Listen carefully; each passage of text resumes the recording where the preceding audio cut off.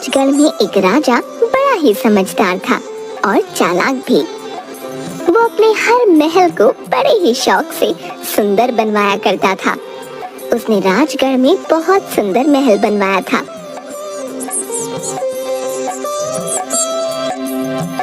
राजा बहुत परेशान था, ये सोचकर कि नए महल में ऐसी कौन सी आफत आ गई जो उस महल में रहने से सब डर रहे हैं।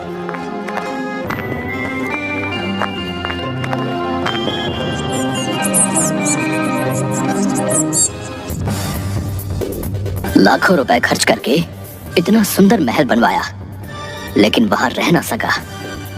ऐसी कौन सी बुरी ताकतें हैं जो हमारे महल को कब्जा के बैठी हैं? मंत्री जी, कुछ कीजिए।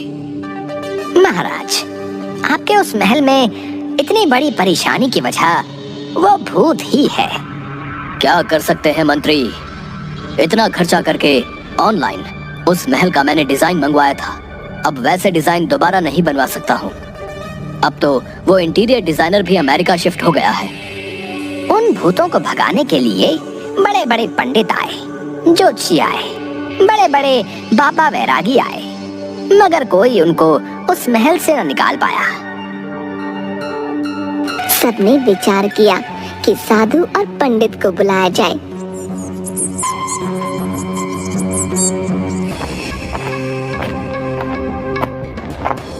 ये काल भैरव की भूतों की भागी हुई मंडली है, उसको कोई निकाल नहीं सकता। लेकिन दक्षिणा के लालच में कुछ पंडितों ने कहा, हम अपने तंत्र मंत्र की शक्तियों से भूतों को भगा देंगे। हम न्यू टेक्नोलॉजी इस्तेमाल करते हैं। पंडितों के कहे मुताबिक पूजा पाठ के लिए ढेर सामग्री ऑनलाइन मंगवाई गई। पंडित लोग महल में गए और वो जाकर भूतों की कनेक्टिविटी ढूंढ रहे थे। फिर पूजा की और महल के चारों ओर अभिमंत्रित कीले गाड़े गए। अब यहाँ भूत तो भूत, स्वयं भूतनाथ भी आने की हिम्मत ना करेंगे। हाँ। अच्छा, देखते हैं तुम कितने बड़े पंडित हो। जो कोई ना कर सका वो तुमने किया। ऐसा हो नहीं सकता है। मंत्री, जाकर राजा से कहो कि वो अपने महल में आकर सोए। अभी मैं राज परिवार को यहाँ लाने का जोखिम नहीं उठाऊंगा। पहले 2-4 दिन तुम ही लोग रहकर बताओ कि सब ठीक ठाक है, तब हम राजा को बुलाएं। परंतु पंडितों का पूजा पाठ बिल्कुल निकम्मा साबित हुआ।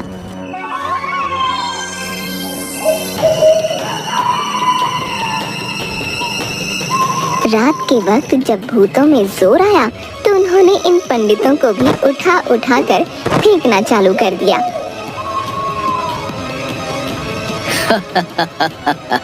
चलो, हो गया इन सब का नाटक खत्म। अब हमारी बारी है। चलो इनको यमराज के वाईफाई से कनेक्ट करते हैं। अरे ये नहीं हो सकता। तुम लोगों को अभी यहाँ नहीं होना चाहिए। चलो यहाँ से, नहीं तो फोकट में एंटरटेनमेंट हो जाएगा।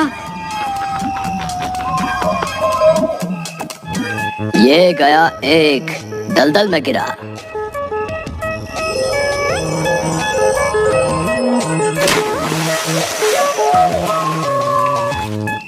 भूत भाई, मेरी ओला बुक कर दो, मैं अभी निकल जाऊंगा। ओला क्यों पंडित जी, आपको उबर से भेजता हूँ। इसकी तो हड्डी पसली ही टूट गई। इसका तो सिर ही फोड़ूंगा। पंडितों की पराजय से राजा बहुत दुखी हुआ। उसने दूसरे दिन चारों ओर ढिंढोरा पिटवाया। जो मेरे महल से भूतों को निकाल देगा, उसे 5 लाख रुपए इनाम में दूंगा।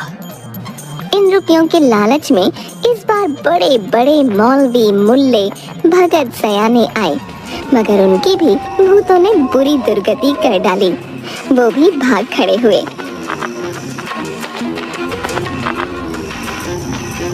परंतु राजा अभी अपनी जिद पर अड़ा हुआ था और अपने मंत्रियों से कहा, मंत्री, तुम देश विदेश में ढिंडोरा पिटवा दो कि जो व्यक्ति इस महल से भूतों को निकाल देगा उसे राजा अपनी राजकुमारी का पति बनाकर आधा राजपाट सौंप देगा।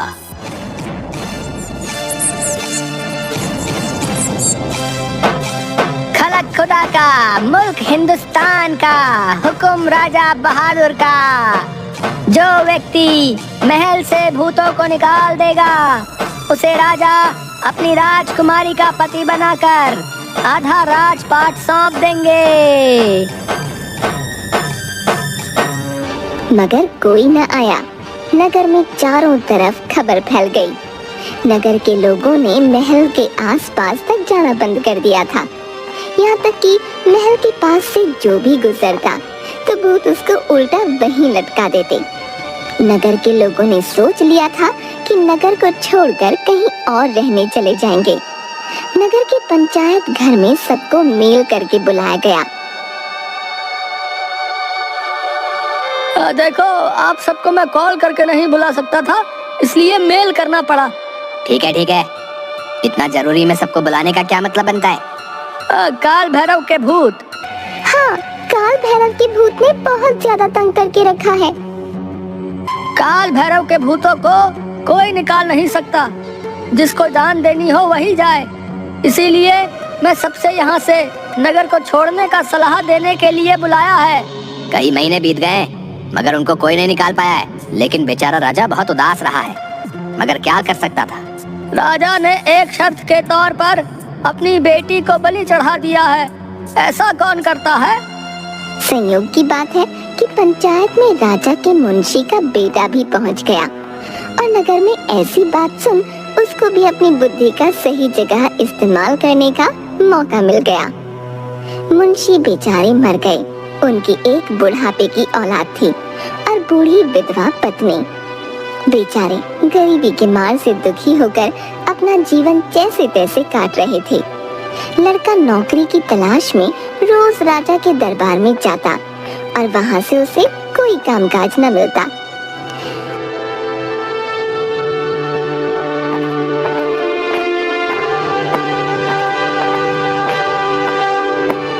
बेचारे माँ बेटे भूख से बिलखने लगे।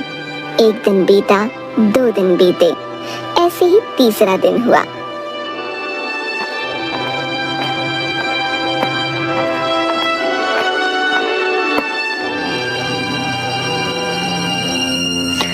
भूतों के महल में चला जाए। सोचते सोचते एक तरकीब उसके दिमाग में आई। झटपट उठा और अपने स्वर्गीय पिता का कमलदान लिया। एक पट्टी उठाई, एक टाट का बोरा और पैना चाकू भी संभाल कर टेंट में रखा। फिर लालटेन लेकर माँ से बोला, माँ, मैं बाहर काम पर जा रहा हूँ। जो लौट कर ना आऊँ तो राजा के यहाँ से पूछ लेना कि मेरा बेटा कहाँ गया। तुम्हें पता लग जाएगा। बेचारी बुढ़िया समझ ही नहीं पाई, बेटा कहाँ जा रहा है। कोई जवाब न देते हुए बेटा वहाँ से निकला और सीधा भूतों के महल में जा पहुँचा।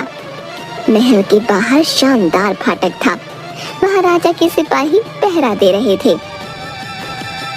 मुंशी जी के बेटे ने कहा, फाटक खोल दो, मैं भूतों से लड़ने आया हूँ। सिपाही हंस पड़े। जा जा, पिद्दी जैसा लड़का भूतों से लड़ेगा। बड़े बड़े पंडित मौलवी भगत ने तो अपने कान पकड़कर भाग गए। अब तू क्या अपनी जान देने आया है? वो लोग मंत्रों से लड़े, मैं बुद्धि से लड़ूंगा। अगर तुम लोग फाटक नहीं खोलोगे तो मैं राजा से जाकर शिकायत कर दूंगा। सिपाही ने झुंझलाकर फाटक खोल दिया। ले जा, जाकर मर।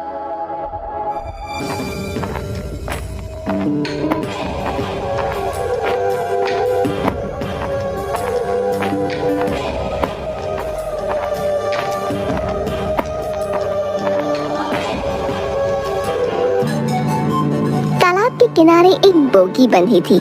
उसी में अपनी सब चीजें रखकर नहर की ओर बोगी ले जाने लगा।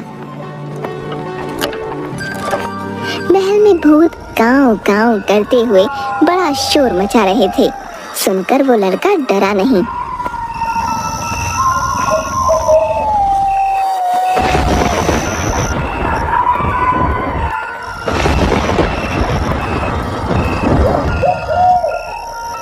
काल भैरव को तुम्हारे यहाँ रहने का पता चल गया है। और मैं तुम्हारी खबर लेने के लिए ही यहाँ आया हूँ। मैं मुंशी चित्रगुप्त की औलाद हूँ। लड़के की ये बात सुनकर महल में सन्नाटा छा गया।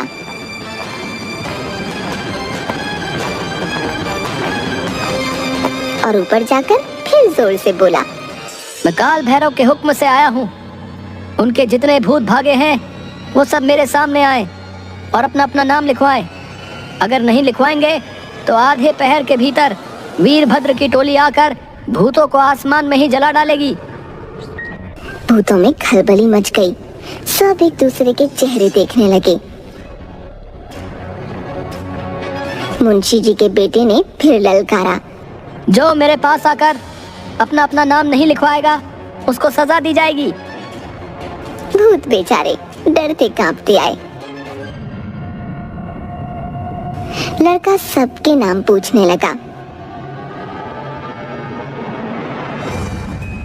वही खाते में टाके और फिर चाकू निकाल कर कहा, बैठो, तुम्हारी नाक काटेंगे। भूत डर कर गिड़गिड़ाने लगे।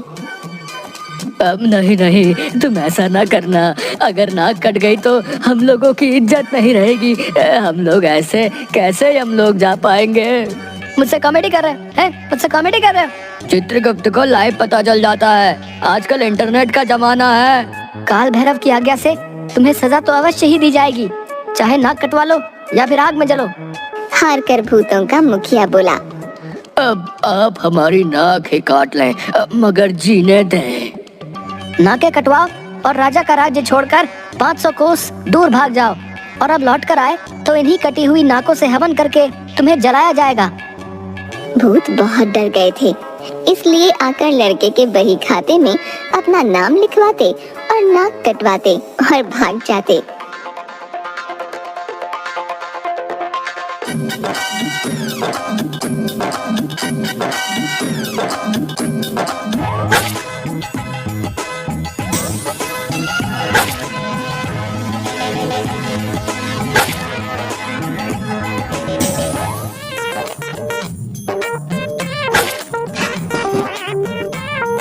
मुंशी जी के बेटे ने सबकी नाकें एक बोरे में भरी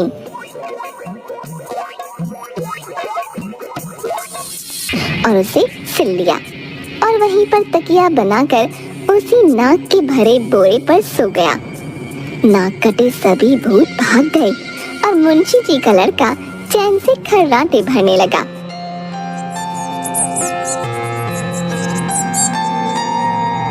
सुबह होते ही सिपाही आए कि महल से लड़के की लाश निकाल ले।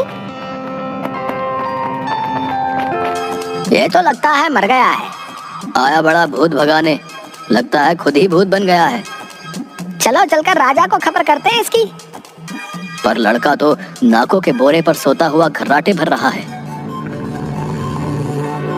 लड़का हंसकर बोला, भूत है ही कहाँ जो मुझे मारते। भूत तो मेरे बोरे में बंद है। जाओ, राजा को जाकर खबर करो कि राजा यहाँ आकर रहे और राजकुमारी से मेरा ब्याह करे।